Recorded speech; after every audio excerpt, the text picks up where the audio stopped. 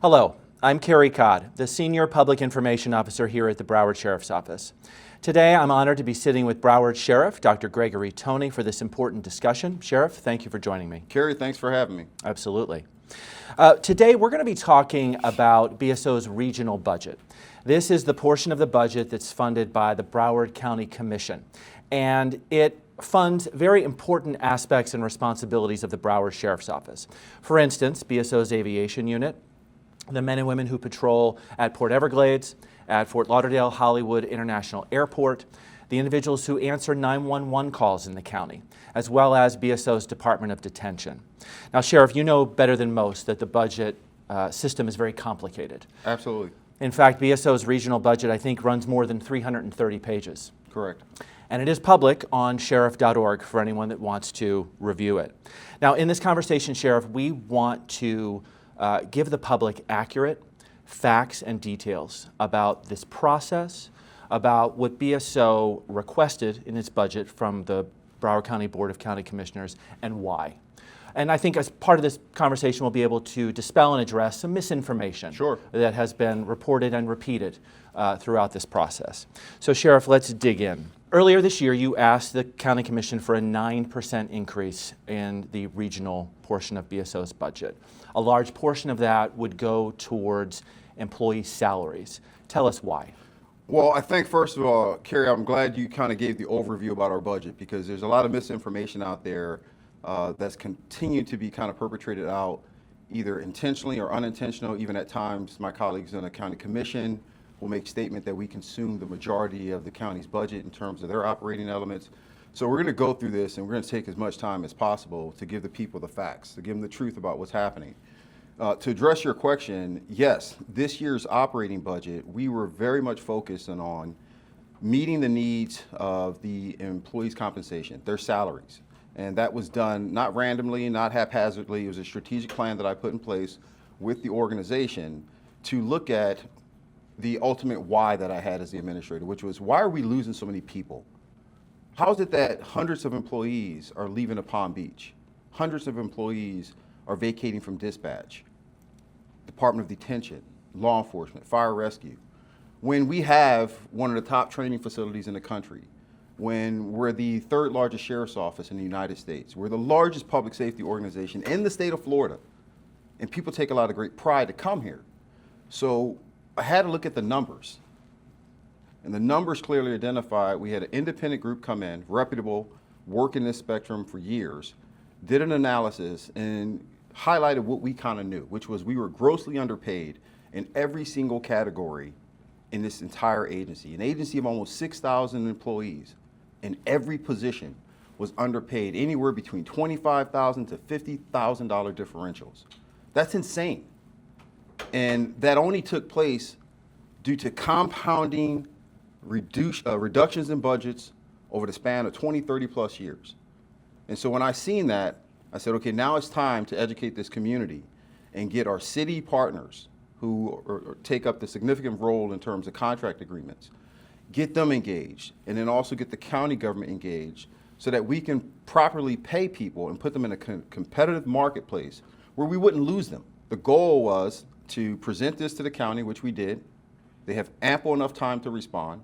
We negotiated with all our city partners, and even with some conflict with one or two city partners who didn't understand it or refused to recognize it or whatever have you, eventually signed and said, we can't afford to lose any more people. We understand the sheriff's positioning. We're with him. We're with the men and women of the agency. But we didn't get that same response from county government. So you asked for a 9% budget increase. What did the county actually decide to fund in terms of the regional budget? There's a couple things here. Let's talk a little bit more in depth about the 9%. Again, the focal point for our budget, we slimmed back. We really cut back on capital projects, things that, and for people who don't understand the difference between personnel services capital, what I'm talking about is perhaps equipment, perhaps a new facility, critical infrastructure things. The goal was to put the 9% to hit the salaries to retain the employees. So we asked for 9%, but we asked for 9% for the people that actually make up this agency, the people who are maintaining your safety and your security. This was not another request for a piece of equipment. This was about keeping our people. So when you talk about, let's dig into that a little bit in terms of the people, because I think that may get lost in the numbers, is about humanizing and making sure that the public understands. These are individuals who, like we said at the outset, you see them at the port, you see them at the airport. They're up in the aviation unit protecting from the skies.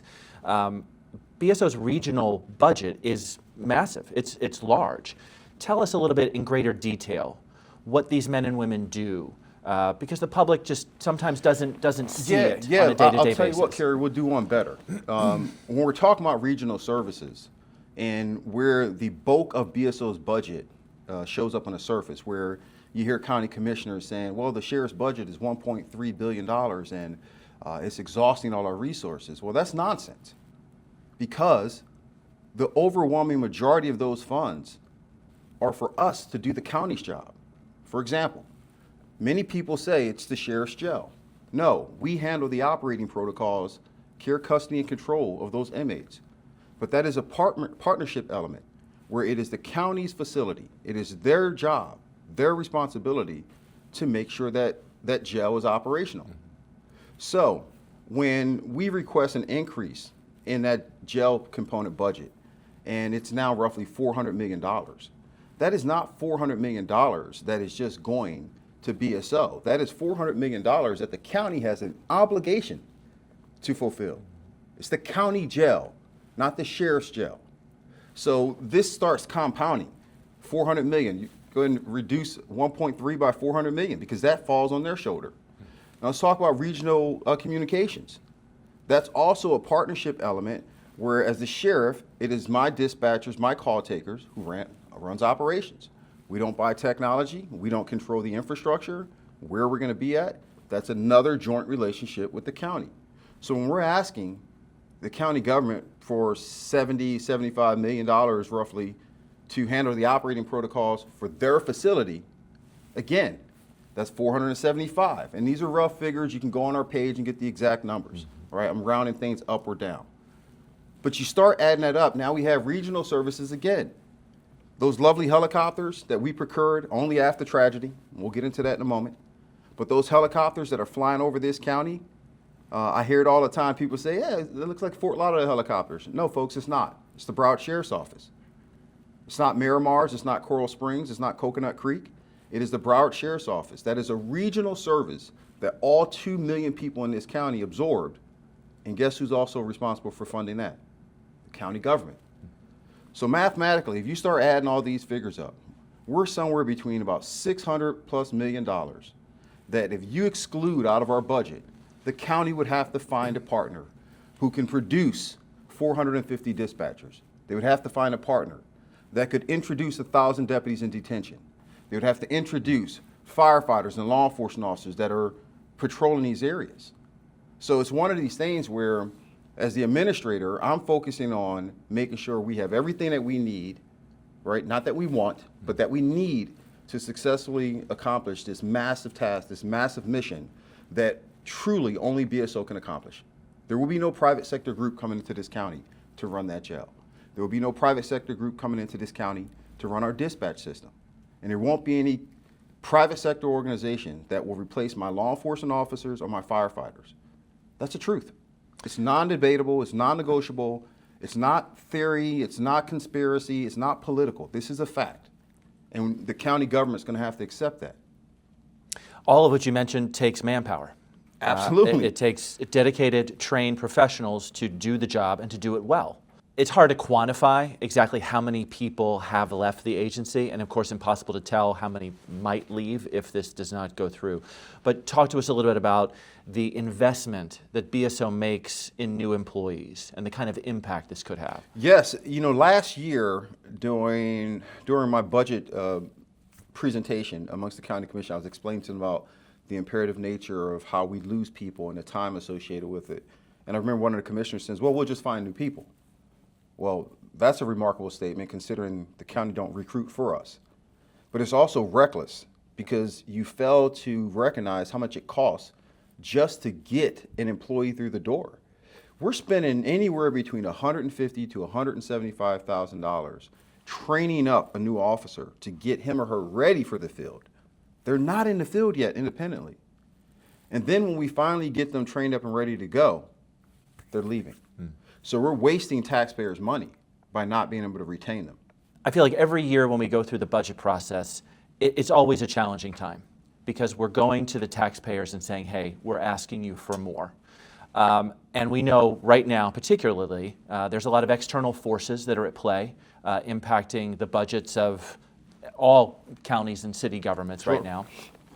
There's pressure from Washington, from federal folks as well on budgets that impacts people's lives in a very real and significant way.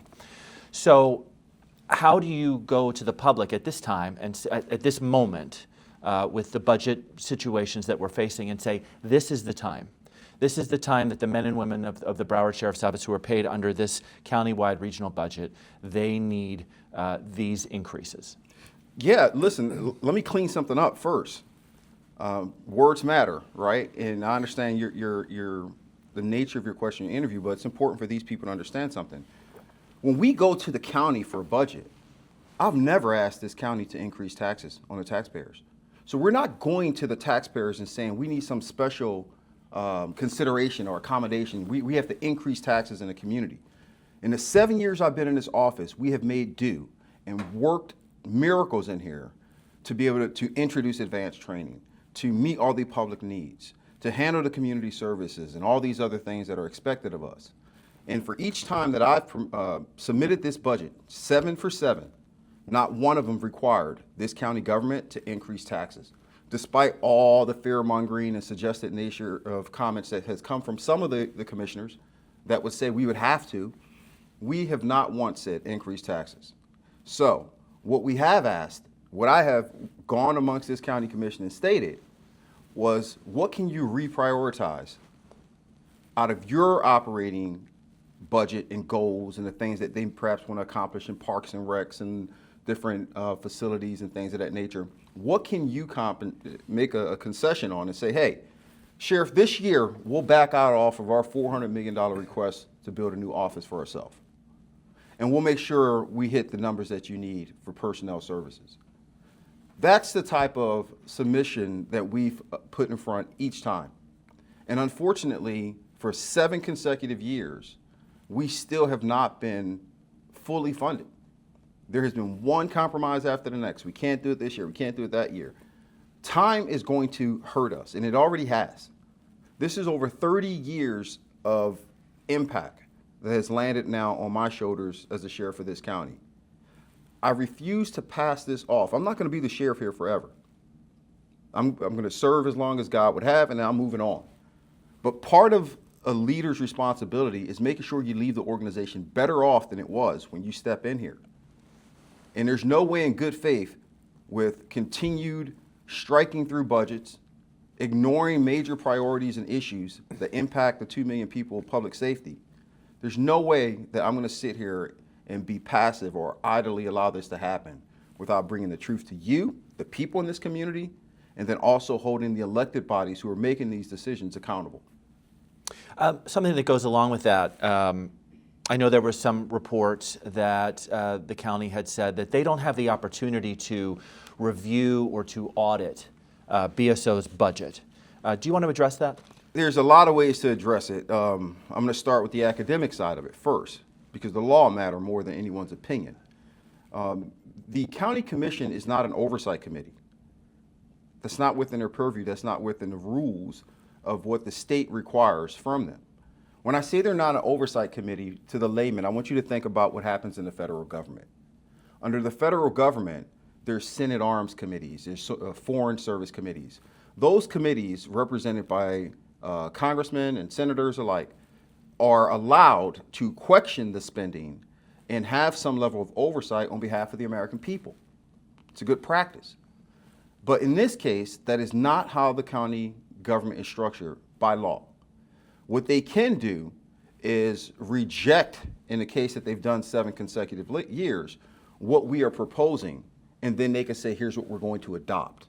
Now, in that process, there needs to be a lot of clarity going back and forth about what they intend to go through or strike through and reduce, and we don't have that. We have not had that consistently for 7 years. We've gotten a little better at times, but too often decisions are made to strike through our budget by civilians who've never done this profession.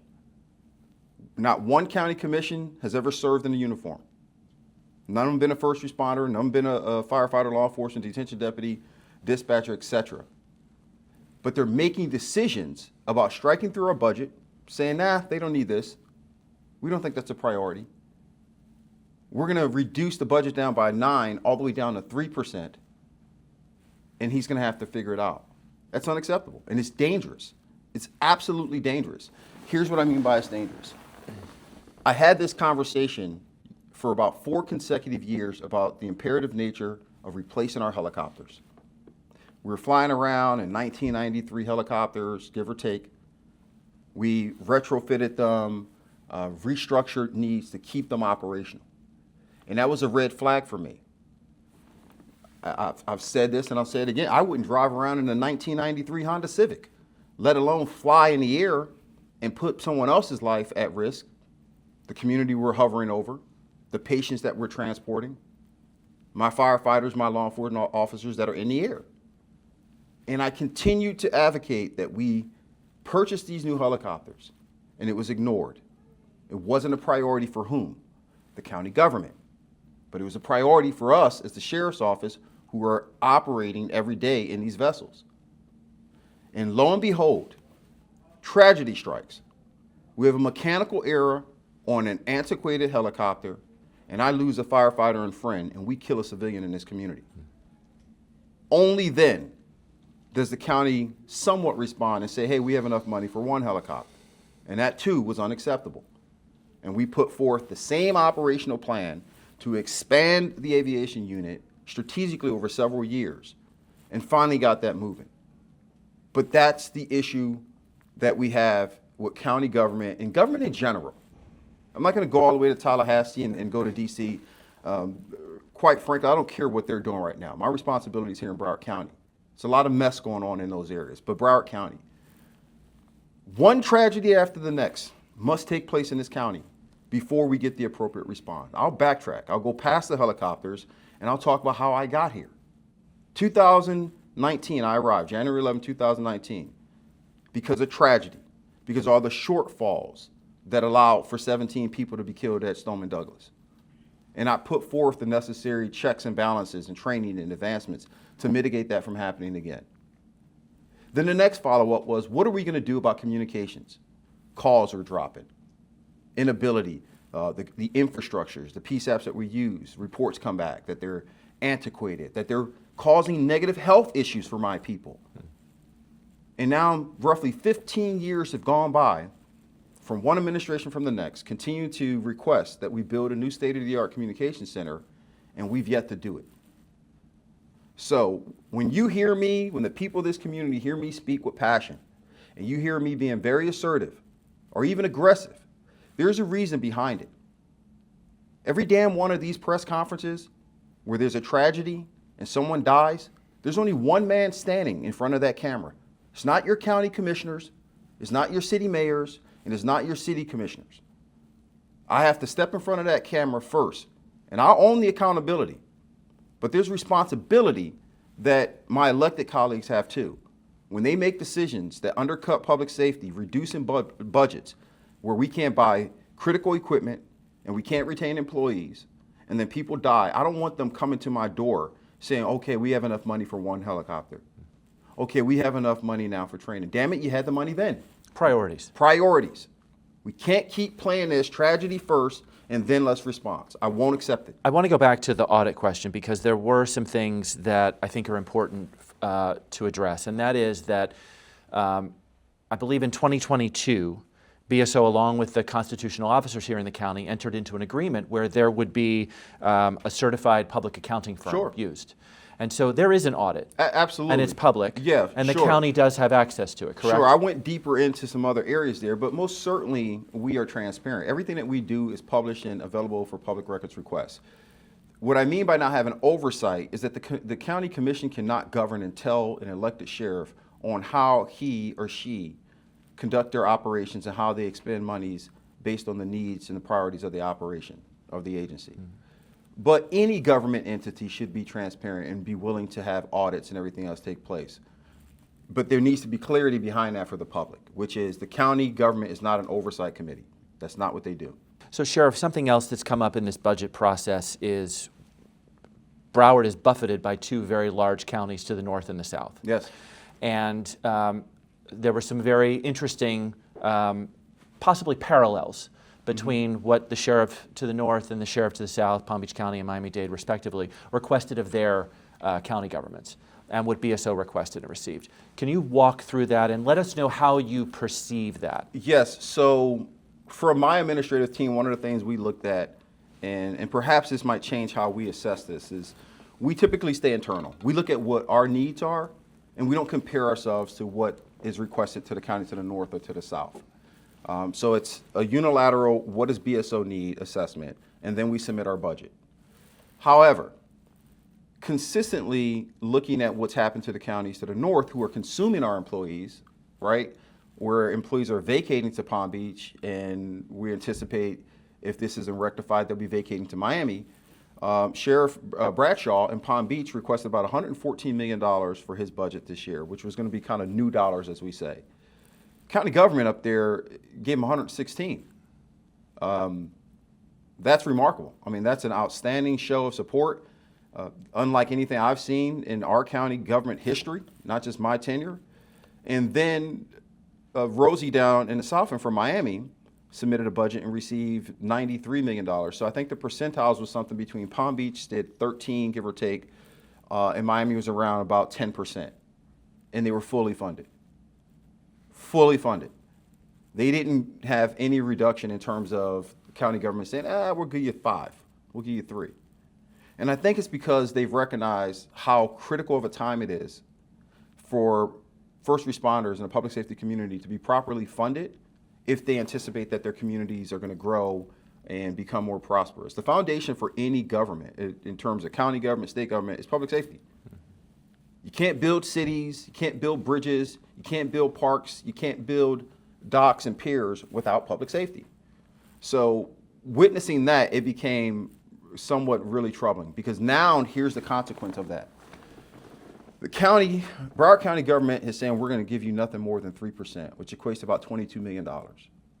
The county to the north is getting 116. The county to the south is getting 93, give or take. We can't compete with the surrounding area. So we're going to lose more and more members going north and south. Now here's a staggering number that no one has ever asked me to report, but I read everything that happens in this agency. How many people, law enforcement officers, I'm going to give you a question. Firefighters, collectively, detention deputies. I'll make it easy. Law enforcement alone. How many law enforcement officers you think I've hired over the last 7 years? Hundreds. Oh, that's the you see I'm working it? That's so weak. Roughly 800. Wow. And of our patrol capacity, it's roughly 1,700 men. We're just talking law enforcement, men and women. 1,700. So 800 of our members have less than 7 years experience. That means they are not vested into this system. They are not into Florida retirement system. So we have the potential to lose 800 law enforcement officers alone if they decide to go to the north, where their time and tenure will lateral in to Palm Beach, and it will lateral into Miami-Dade. It's dangerous. Well, and it's costly, and it has a cascading effect, It has right? a very huge cascading effect on cost, because for every one that we lose and everything else, we have to retrain. We're losing experience. We're losing people who have built relationships in the community and are now on first name basis with their patrolmen or firefighters or detention deputies, because it's all the same parallel. So yes, you can't ignore the fact that what's going on to the north or the south. And one of the things I've heard repeatedly from my colleagues at the county government level is that one of the things that impacted them the most in this decision making was what occurred with the new tax collector's office, and where they had to set aside roughly $80 million to support that platform. Well, here's the thing. I've said it to them privately, and I operate where if I'm going to say it privately, I'm going to say it publicly. If I'm going to say it publicly, I'll say it privately. The commentary I heard was the $80 million had set them back. Well, let's think about this. That legislation was passed statewide. All 67 counties knew that was coming. Yet, Miami can issue Palm Beach can issue out $116 million to support their sheriff's office, and Miami can get 90. So when I hear that, my question is, are we stating that their governments did better job preparing versus ours? And so now public safety must suffer because somebody else failed to properly plan? That's not my responsibility. That's not my concern. That's not my care. But every single county administrator and county government in this state knew it was coming and had ample time to prepare. And Sheriff, is there anything finally that you want to share with the public that you feel is important for them to understand about this process and where you're coming from with this? You know, one of the things that I've had a chance to speak to, you run into people in Publix and they see what's going on. They say, hey, Sheriff, what's happening and things that nature. I start explaining. This one little issue where I'm not requesting anything for myself. I think people hear that we did a salary study and I'm requesting money for the agency, that I have some skin in the game, that, hey, Sheriff Tony's about to get a $25,000, $50,000 increase. Absolutely not. My salary is controlled by the state, as all constitutional officers are. And they regulate and decide how much I get paid, when I get a raise or not. This fight is for the people of this community. If you don't stand up and fight for your first responders who are out here fighting for the 2 million people, and then you don't have first responders, and then the community suffer. And this is why I've challenged, and I'm going to advocate again, for everybody in this community to stay engaged with the decision makings that are taking place by your elected officials. People smile in your face, they tell you they support you, they tell you that they understand your needs, and then after they get in their seat, they forget about all those promises. And I have a very deep issue with that because it's constantly happening all across the country. We take an oath, we raise our right hand, we put a hand on the Bible, and we say that we will do these things on behalf of the people we serve. And then it becomes self-serving. What's best for me as a sheriff? What's best for me as a county commissioner? What's best for me for a mayor? And so I've made a devoted commitment to this, and it will be unwavering. So long as I'm in this seat as a sheriff, I'm going to hold everyone accountable. I'm going to hold elected officials accountable who failed to do their duty, who failed to recognize the interests that may roll into a catastrophic incident. The gamesmanship of putting out false information and manipulating the community to believe that there's something wrong with this sheriff's office or that we're not doing something right, everyone's going to be held accountable. Every single person in this community. I've said this time and time again. There's only one standard for everyone, and everyone's going to be held to that same standard. Sheriff, thank you so much. We do appreciate your time, and we appreciate you, the viewer, taking the time to watch this and be educated and enlightened on this topic. Stay safe and have a nice day.